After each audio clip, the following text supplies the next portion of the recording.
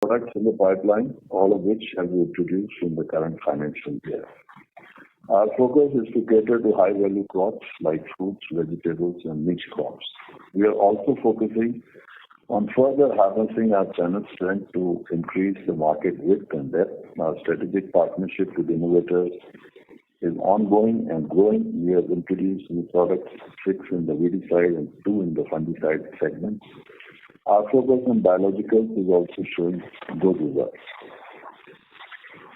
Friends, we have introduced Uttam Pranam Bio Nanophosphorus, a unique product produced through biogenic process having 110% P2O5 under the biologicals vertical. We have developed this product in collaboration with dairy, and the response till date has been very encouraging. We are also working on new biological products, especially for fungicides and herbicides to be launched over the next 6 to 12 months, for which trials are already on. We are also analyzing and testing some eco-friendly biostimulants, and we are very confident of launching a variant in the near future. Our pipeline continues to diversify and grow in this sector. Our new focus area is to enter into hybrid and research variety seeds, which will complete the agri-input products profile. Our urea business continues to progress well. All our units have been operating at optimal capacity, and our production of urea in the quarter 9.23 lakh metric tons.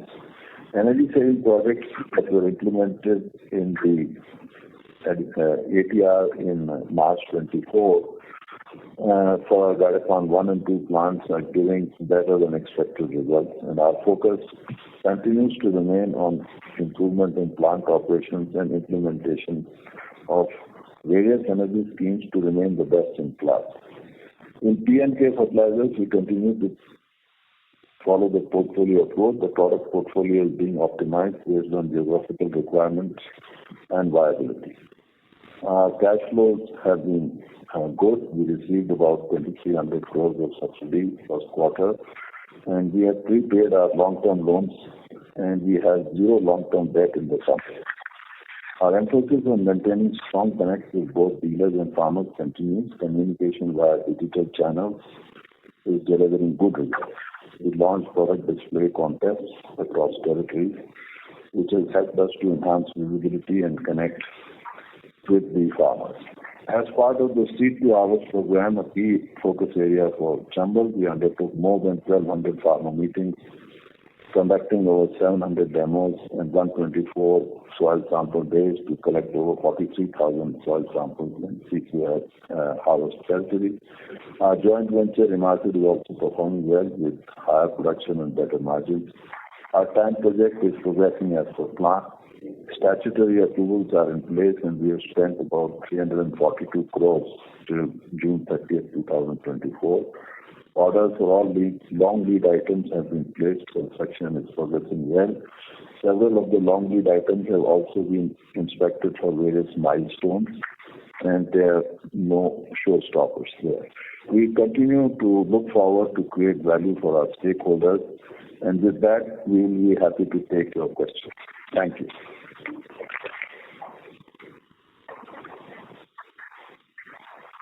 So shall we open the floor for questions? Yes, please. Thank you very much. We'll now begin the question and answer session. Anyone who wishes to ask a question may press star and 1 on their touchtone telephone. If you wish to remove yourself from the question queue, you may press star and 2. Participants are requested to use handsets while asking a question. Ladies and gentlemen, we will wait for a moment while the question queue assembles. Participants, you may press star and 1 to ask a question.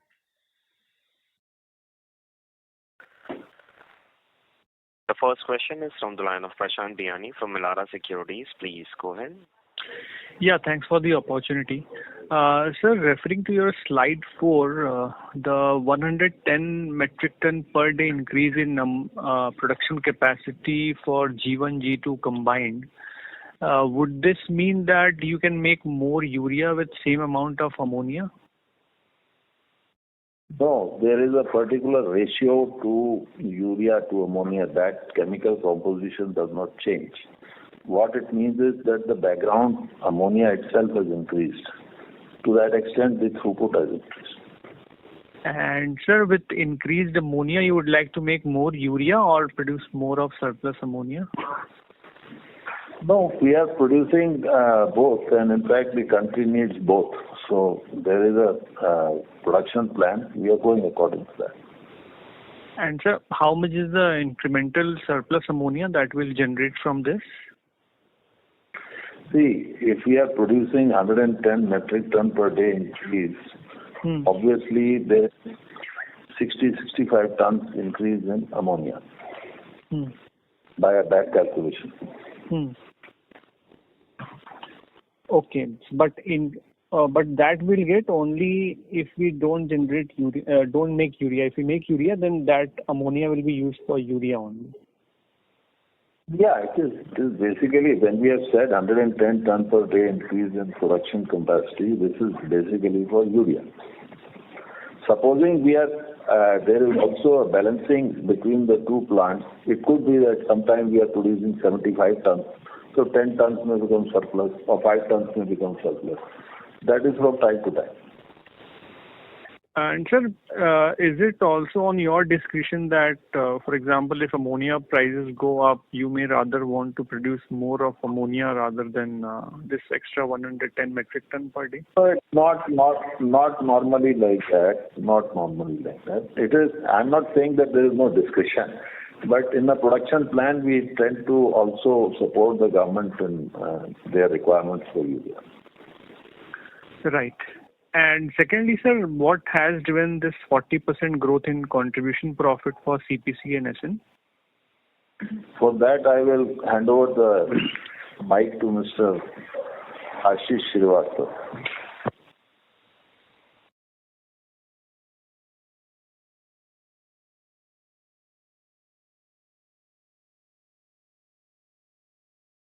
Ashish, sir? Can you hear me? Yes, yeah. Okay. So, this is an approach of, an advanced placement scheme which is yielding results for Chambal so far. Okay. So this is more driven by advanced placement. Not only that, that is one part of the strategy. The other thing is that this year, because of the way we have chosen our products, we had a good growth in our overall revenue also, and we have a good growth in our margins also. So both together, the 39-40% growth is coming. And Prashant, you must remember that when we have said that good results are coming from biologicals, yeah. So to that extent, some of the uptick is also from the biologicals. Sure. That's it from my side. Thank you. Thank you very much. Participants, you may press star and 1 to ask the question.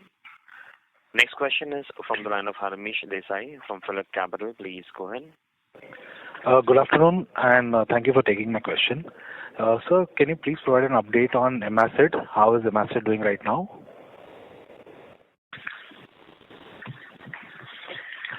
So, Harmish, Anand here. I think Emacid is doing well, and what has helped us in Emacid to improve our realizations is that the input prices have softened a bit there, and our production has also been more compared to last year in Q1, and therefore our margins are higher. Understood, sir. And do you expect this situation to continue for the rest of the financial year? Although I would say that you have to benchmark it against the global DAP situation or the global restrictions of phosphoric acid as such. And since most of the production in Emacid is directed towards the Indian markets, and given the fact that the DAP prices are firming up, we feel that the price at which they will sell phosphoric acid, because that is their basic output, that would remain stable. So unless they could repeat the performance in this quarter, and maybe again, subject to the fact that they don't have any blackouts in production or problems in production, I would say that they would be able to repeat the performance in this quarter at least. Understood, sir. And sir, can you please provide some update on this Uttam Pranam product? I know that there's a mention on the slide, but how do you see this product going ahead and contribution? Because nano phosphorus, I think this is our first product. So if you can please provide some update on it. Okay, so the differentiation comes from its sourcing. This is the only product in the ecosystem which is coming from a bioprocess. It is a bacteria is taking out phosphorus from rock phosphate, and at the same time eliminating the trace elements. So this is the only product which is coming through a biogenic process. That makes the product differentiation. And since the application is initially with the seed, so the initial results are good. We have already treated around 76,000 acres of land with this product. Got it, sir. So any target on how much do you want it to grow? Have we placed any target for FY25, FY26? So, Armish, the fact is that this product has to be handled. We are doing marketing and we are doing trial demonstrations and so on. As the acceptance of the product grows, I would say next year onwards, the growth will be much, much steeper than what we are seeing. For your information, we have sold how many bottles? So, we still, for the first quarter, we have sold around 23,000 liters, which translates around 78,000 liters, so divide by 4. So that translates into around 10 lakh bottles? No, 19,000 liters of material in quarter 1. 8,000 bottles. Yeah. How's it priced? Almost 1 lakh bottles, which generated a turnover about 2.5 crores. Got it. We see this growth going more exponential next year as the 2 or 3 applications in the various seasons and the farmer conviction grows. Understood, sir. That is helpful. Sir, lastly, on the seeds question I would like to ask is, you have mentioned that you would like to focus on seeds going ahead. So have we devised any plan? What kind of seeds of which crop are we targeting? Any such kind? Let me keep that a secret for the moment. We have just said that we are quite advanced in our planning for entry into this business, and the requisite material resources are being gathered up to start this process. So I think I would be able to give more color on this in the next few quarters. Understood, sir. That is helpful. Thank you so much. Good luck. Thank you. Participants, you may press star and 1 to ask a question. Next question is from the line of Viraj from SIMPL. Please go ahead. Yeah, hi. Thanks for the opportunity. Couple of questions. First is on the crop protection. You said that early product placement drove better contribution growth vis-a-vis the sales performance you've seen in CPPSM.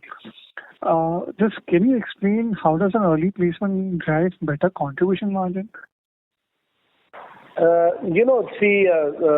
See what happens in the CPC market is, there are some products which are incident based and some products which are prophylactic in nature. Like for example, weedicide in quarter 1. So the more early you place them, you occupy the shelf. So you take care of the competition to an extent. That at times results in good margin. At times you don't lose anything. So this time it has clicked. It might not click next time. So this keeps changing. Well, to put a long story short, the fact is tactics do not only dictate. There is product value, there is value on the table in terms of what the product actually delivers. This is only one tactic. The tactic, as he rightly said, may not be completely repeatable, but at the same time, what it does is that it means that your product, which is a good product, has been used by the market. And once the use of the product is established in the market, then its repeat buy is what makes the difference.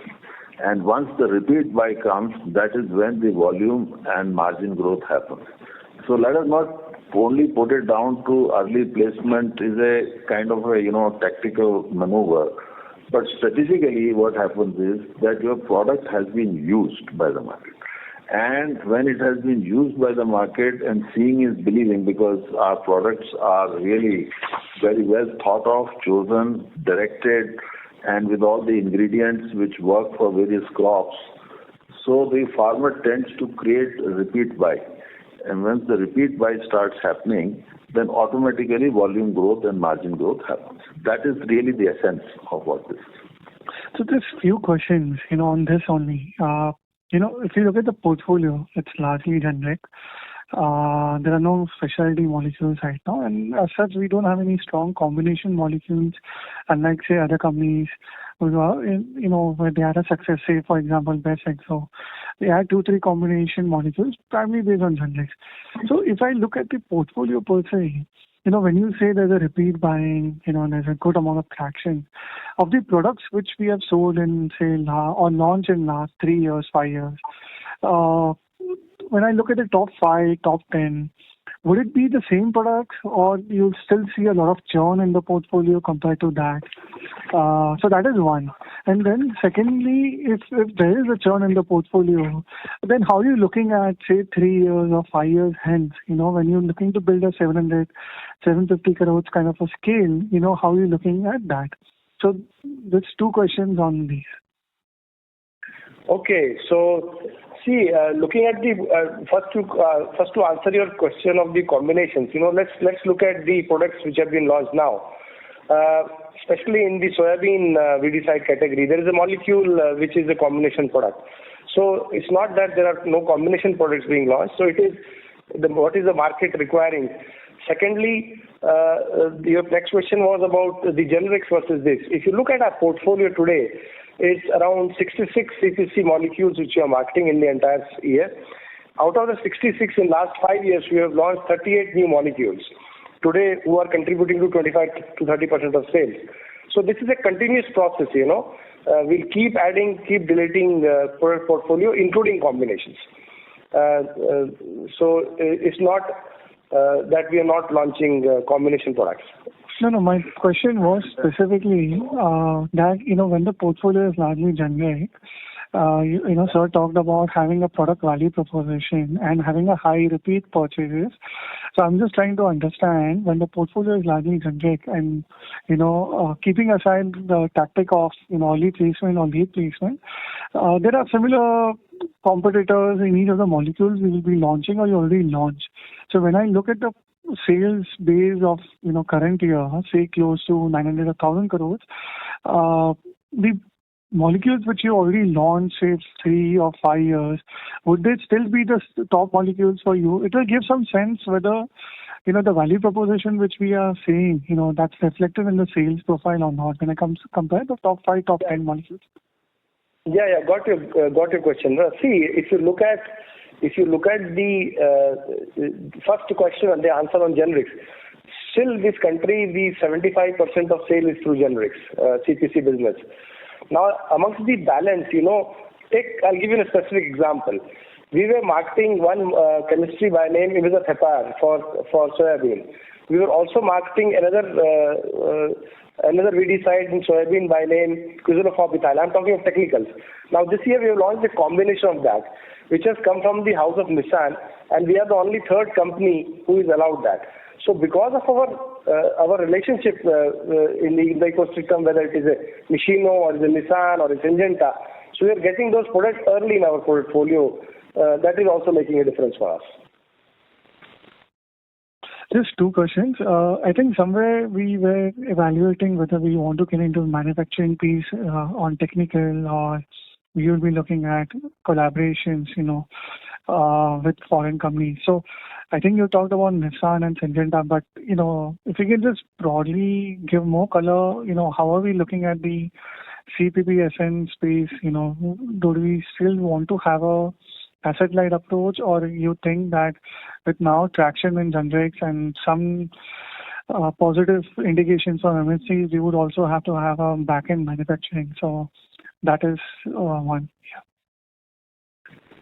See, the point is that if you see that we are approaching a certain critical mass in this system, and we are now beginning to create enough traction with some of the innovator companies. And when these innovator companies are approaching us and we are talking to them, our credibility in order to be able to market these products has now risen to a level in which the more research-based, the Gen X type of molecules start getting available.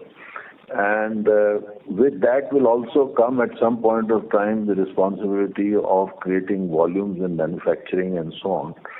And when that stage arrives, once I believe in with these type of products, my understanding is that you need a 3 to 5 year kind of comfort creation between the parties, whereby then you come to a situation where you can actively start looking. And I think we have just climbed the first few steps of that ladder.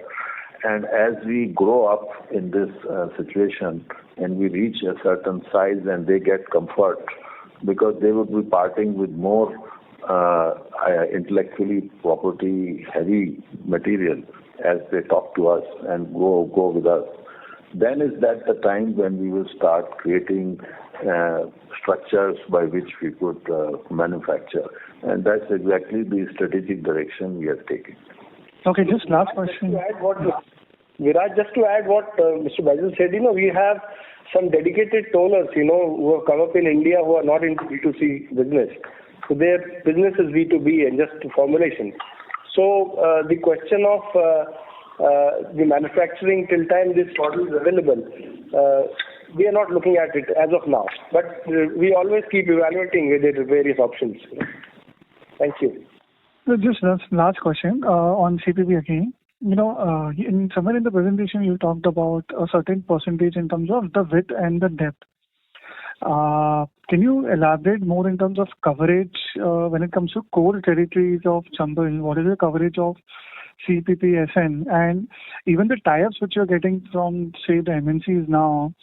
Would that be only for those core territories, or are you getting more of a pan-India kind of a portfolio access, another distribution agreement you would have with them? Okay. So the last question first. The whatever agreements are in place with all the partners for pan India. They are not geography specific. So whenever we have access to a molecule, it is for the pan India market. Your first question was. The depth and the width, the coverage, right? Compared to the core territory of Chambal and Urea, where would we be right now? So the idea is to put a channel in place, which can take care of around 30% of depth and width. That takes care of our future projections. To put it differently, of the sales which you have right now, would there be any sales which will be outside the core territory of Chambal and Urea for crop protection? Or all the sales will still be primarily from the core? No.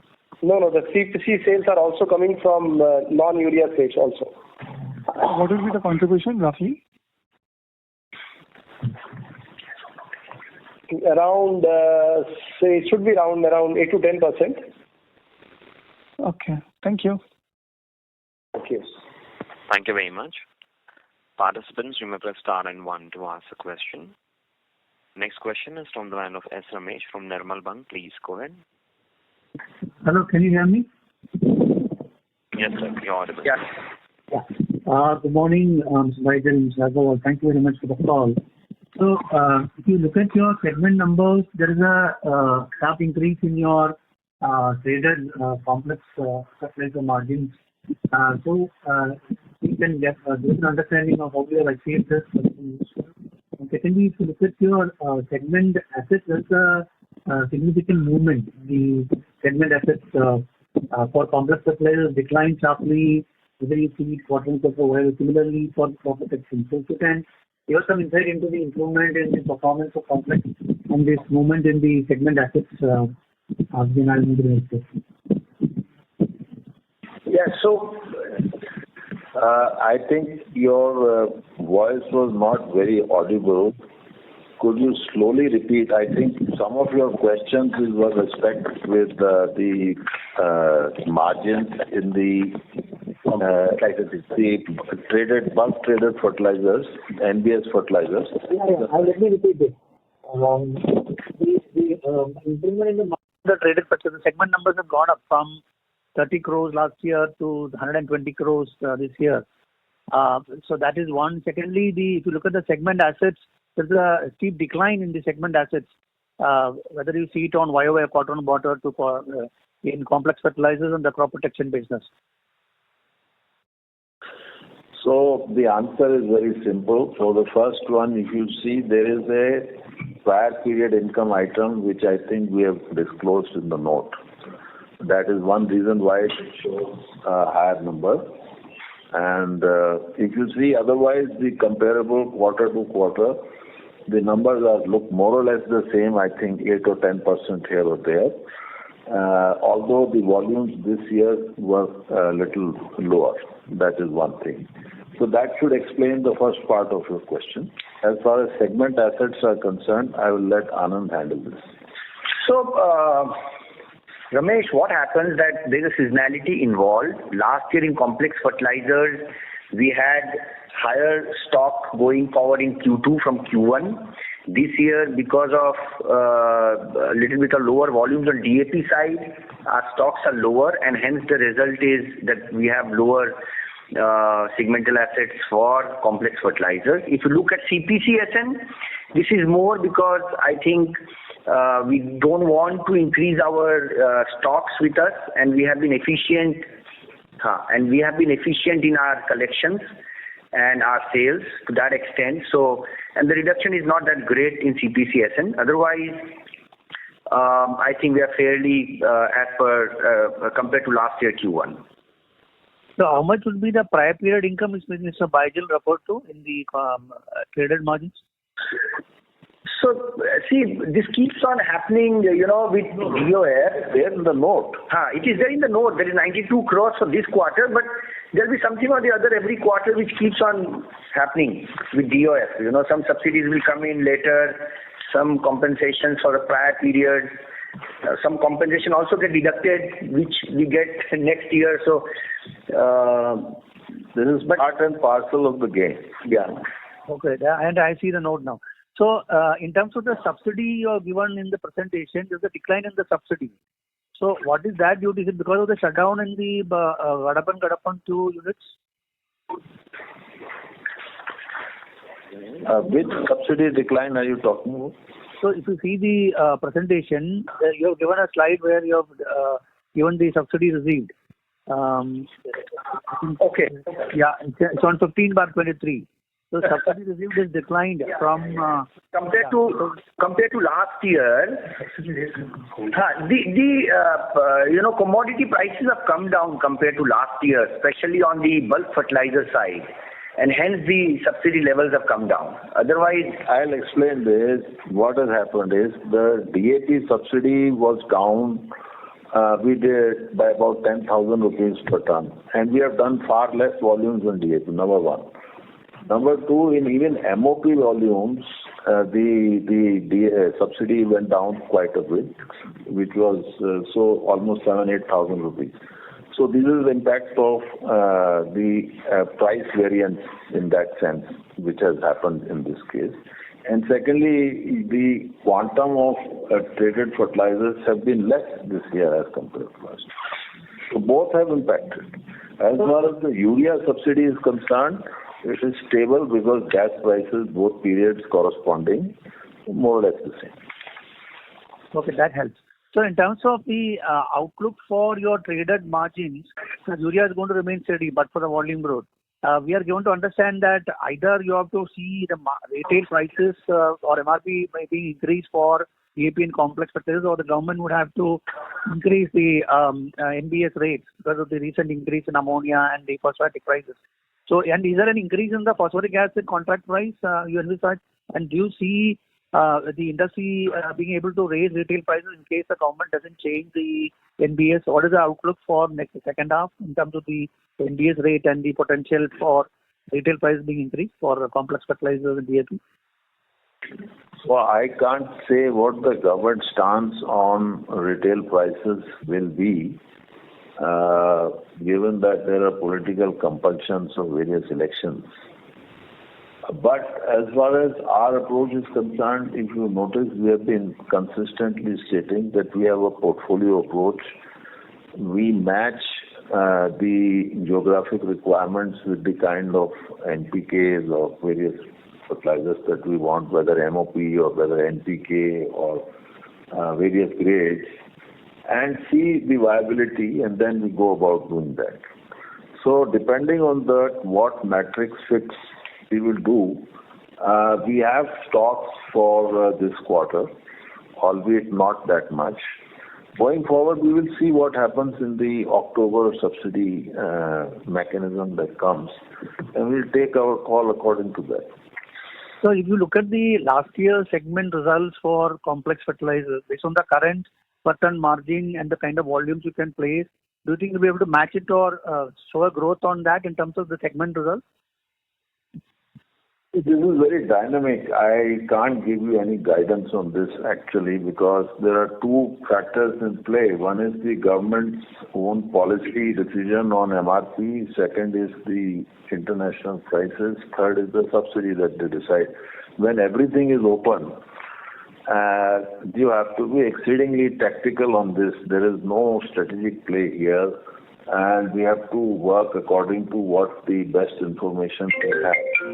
So I won't be able to give you any guidance on this, save and except that we will definitely match our numbers of last year. Okay. So on the consolidated numbers, I understand that there is an adjustment of the other income, which explains some of the decline in the consolidated results compared to the standalone results, and it's there in the last year's result also. But is there anything else which has led to the difference between the standalone and consolidated numbers? Because the dividend gets knocked off as part of consolidation. Dividend gets knocked off. That is 140 crores. Balance, then you add back the performance of the joint venture itself For the current quarter. Yes. That is the only difference, otherwise there is no difference. Everything else matches. Okay. Thank you. I'll join the queue. Thank you very much. Participants, you may press star and 1 to ask a question. Next question is from the line of Falguni Datta from Answer Over Financials. Please go ahead. Yes, so I just have a basic question on this 92 crores. So has it affected any part of the numbers being reported? This 92 crore note that you have given? Falguni, this was on account of losses we took on complex fertilizers 2 years back, which was approved. So at that point of time, we recorded lower subsidy. Now the balance subsidy has been given by the government, so we are recording it. So this would have come in the in our profits in the complex fertilizer. Yes. For this quarter. Okay. Yeah. Okay. Thank you, sir. That's all from my side. Minus tax and whatever you have to pay, that gets deducted from here. Okay. So in short, I should see the complex segment number excluding this. Generally, I'm saying. Yeah. But you will still see that it has improved from last year. Yes, sir. Yes, certainly, sir. Thank you, sir. That's all from my side. Thank you very much. Next question is from the line of Ranjit from IIFL Securities. Please go ahead. Yeah, hi, sir. Thanks for taking my question. The question is on the CPC and SN front. So on the slide, we have kind of guided for FY27, and that contribution margin works out to be around 18%. But for the last few quarters, we have been consistently delivering about 20, and now we are at almost 23%. So is there any change in that guidance of 18% from the contribution level in the CPC and SN segment? So So see, this volatility will keep on happening from 18% to 23%.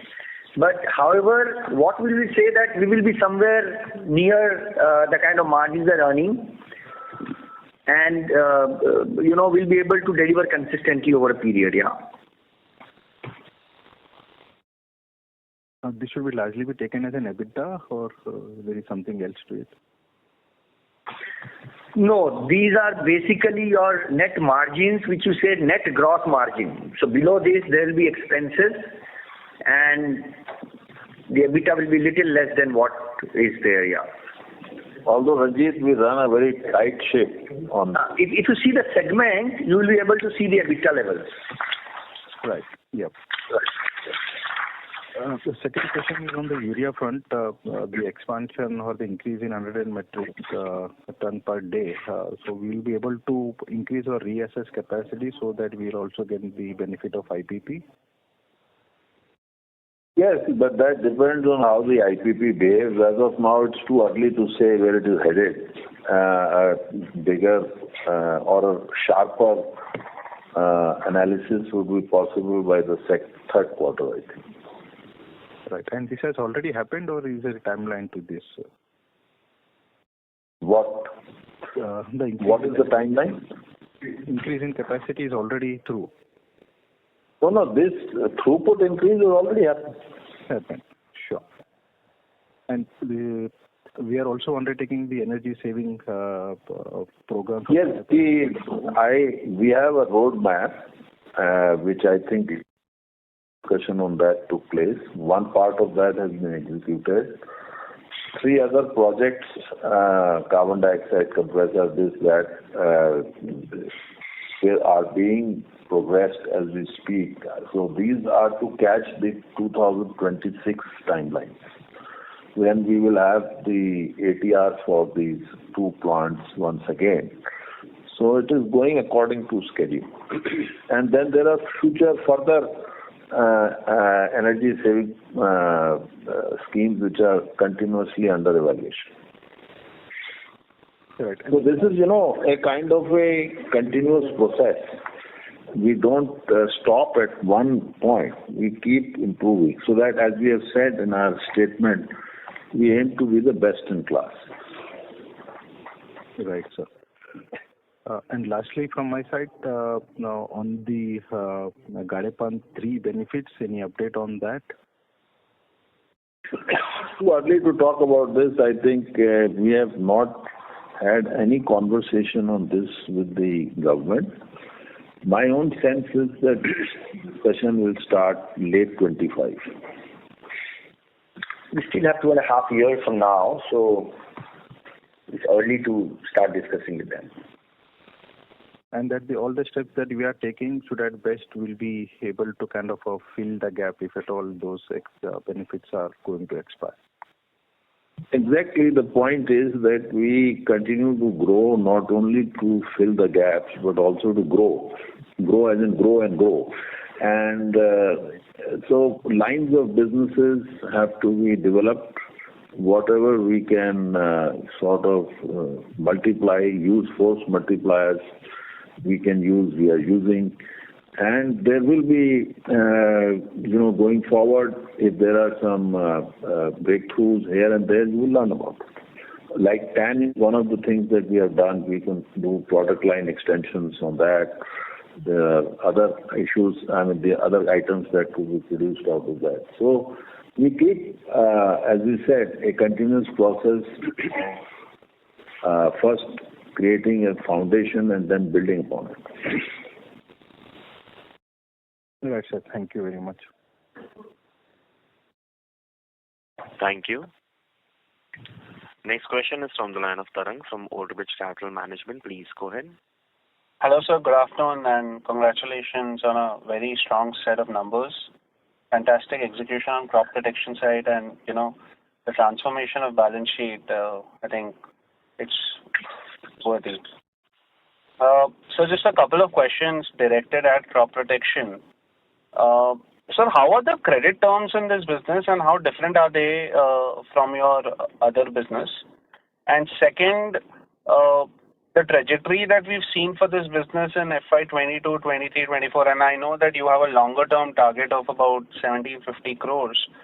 How should we see this business for the full year FY25? Should the Q1 trends continue? These are the two questions.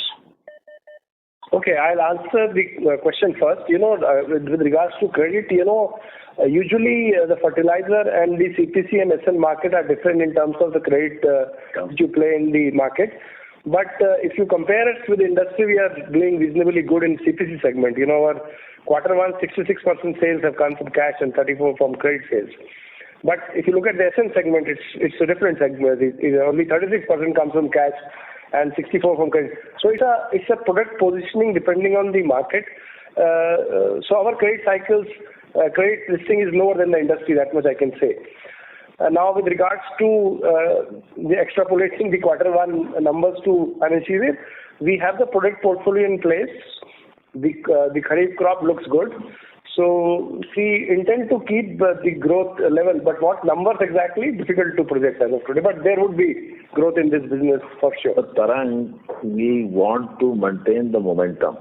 How much we are able to, what that is dependent on, of course, seasonal factors as well, what will happen in Rabi. But we have the wherewithal, we have the products, we have the partnerships. So I think the marketing team has been tasked, and I think they're executing that. Got it.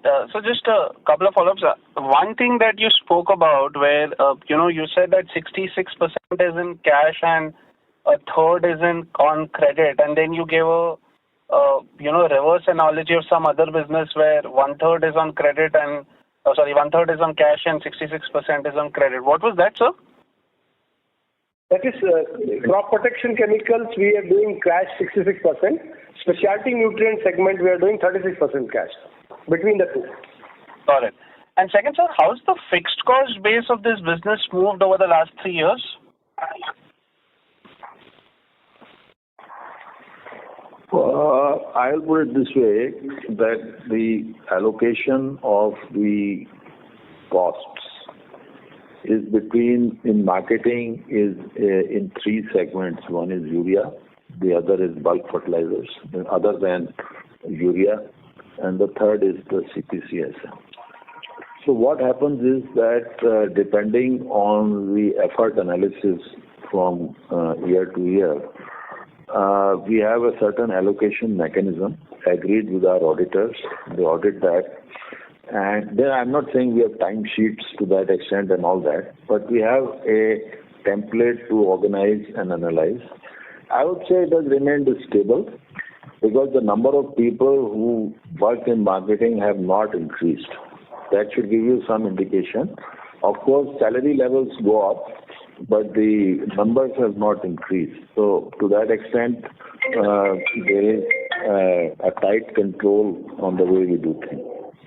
So then in that case, would it be fair to presume that, the trend for fixed cost base for this business is broadly in line with the trend that we see for the overall business? Yes, that's absolutely correct. You are absolutely correct. Got it. So, and my sense is last 3 years this business continues to be, we see the contribution numbers, it continues to be EBITDA neutral or EBITDA positive, correct? Yeah, I don't understand what is EBITDA neutral. But it's increasing year on year, depending upon the business and the allocation, and there is a fair allocation being done nowadays because we are also now reporting the segmental accounting. So it's a fair and which is quite EBITDA positive, being neutral or. Got it. Wonderful, sir. Thank you. All the best. Achieving the economies of scale, obviously it will be EBITDA positive. Thank you. Thank you. Participants, you may press star and 1 to ask a question. Next follow-up question is from the line of Viraj from SIMPL. Please go ahead. Yeah, just two questions. I think quarter or two back we talked about capital projects we are evaluating for the nitric acid. You are not sounding very clear. I think you are talking from the speaker phone. No, I'm talking on normal phone. Am I audible? Hello? No, you are not very. You are audible, but you are not clear. Distinction in the. We can't get what you are saying. Is it better now? Yeah, better. Yeah, my query was, a quarter or two back we talked about us evaluating capital investments in the nitric acid value chain in addition to the tank project. So any update you can give? So we have received certain estimates. Those estimates on that particular plant are a little off what we thought. So that is being re-looked into with another candidate. We know what it is costing with other parties, but the quote we received was a little higher than what our expectation was. So we are re-looking at the numbers and with another party. So once we have a satisfactory number, we'll get back to you. Okay. And second question is on the seed business, right? You talked about us in the process of acquiring land and other resources. So is the approach to seed business more organic, or initially you would have more of a distributor kind of arrangement, with maybe some of the MNCs and. No, it will be to begin with organic, and at some point of time, inorganic options will also be evaluated. Okay. So the reason why I ask is even when we talk about organic, it's a process where, from the R&D to commercialization takes somewhere between 4-5 years to 10 years, right? So what we visualize right now, and we will be having to make an investment on an annual basis, depending on the segments we choose. We will have to kind of make those investments either in P&L or CapEx to kind of achieve a scale, 5 years, 7 years in. So is the understanding correct? Is this how we're looking at it? We know that there is a cycle of 3 to 5 years for research and hybrid seeds, and we are prepared for it. In the meantime, there are licensing options and many other options to also generate products which can be brought to the market. So, as I said, that we have created a certain framework internally, and that will be, as I said, in the fullness of time in the next 1 or 2 quarters, the things will be clear to you exactly what will happen. I'm not at liberty at the moment to disclose every facet of what we are going to do, but except that it is a serious entry into this business. Okay, fine. Thank you very much and good luck. Thank you. Next follow-up question is from the line of S. Ramesh from Nirmal Bang. Please go ahead. Yeah, thank you very much. So if you look at your cash surplus and the increase in receivables, and adjust for the capex, there is possibly some credit you are getting on the working capital side. Has the inventory gone down by about 1,500 crores? So if you see the slides on receivables and the net cash position and your capex number you share, that's the number I get. So has the inventory declined to that extent of about 1,400 crores? Yeah, some bit of inventory has declined, but overall, I think we are generating good cash now, and government is also supporting us by giving us our subsidies in time, and therefore we hope that this will continue and we keep on generating cash surplus. Okay. So on the crop protection side, you have improved margins by about 500 basis points. And if you see your volume growth out of that 16%, the volume growth, if you adjust for the weighted average impact shown in the slide, it's about 18%. So how much would be the declining pricing in that revenue growth of 16%? And on this 24% margin, is that margin sustainable for the remaining 9 months? And would you be able to improve on that in FY26? See, Ramesh, as I said, this is a dynamic situation, and we don't, as a rule, give you guidance on what is going to happen. We as a company have never given forward guidance, but what I told Tarang when he asked us this question, more or less in similar fashion, is that the marketing department has ambitious targets and they are working to execute towards it. And that requires the correct combination of products and placement and everything, the strategies that have been discussed. So it is, of course, my hope and my, my task or ask from the marketing department. So let us see how it plays out. First part has gone well. The second and third part we have to see. Up to December is the crucial time.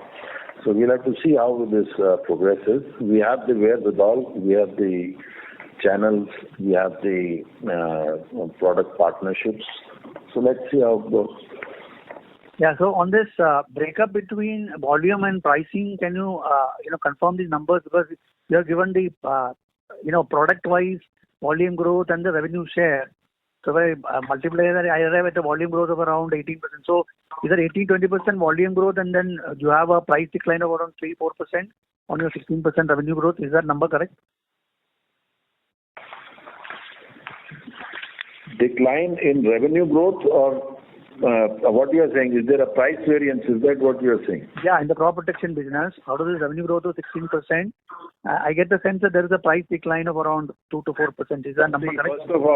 First of all, it is a combination of crop protection and specialty nutrients. Yeah. Secondly, when we have shown that the first quarter has grown from 296 to 343. This was from that. This is the net revenue. Yeah. When you do net revenue, you are deducting all discounts and other such things from this. No, that's fine. So all we're trying to arrive at is, in terms of the overall equation between volume and price, because most companies have talked about volume growth and then some price decline. So I just want to understand, in your portfolio, crop protection and specialty nutrients, taken together, on the 16% revenue growth, what would be the split between volume growth and price variance? Yeah. Ashish can tell you what is in terms of kiloliters or tons. Ramesh, I'll break this thing into crop protection and specialty nutrient. So whatever I'm going to answer now about crop protection is about the gross invoice number. I don't have a net number. So if you look at the gross numbers in crop protection chemicals, our sales have gone up by roughly 27%. I'm talking of gross numbers. Out of that will answer the question. 17% growth has come from the new molecules. 17% has come from the increase in volumes of the existing portfolio, and 7% reduction is because of price decline. In volumes have gone up, but the price has gone down. So that is a net impact. Does that answer your question now? Yeah, that is perfect. Thank you very much. Appreciate that. Thank you very much. As there are no further questions, I will now hand the conference to the management for closing comments. So thank you very much, gentlemen, for patient hearing to our conference call. I hope we have been able to answer the questions, and we look forward to welcoming you for our next call at some time in November this year. Thank you. Thank you.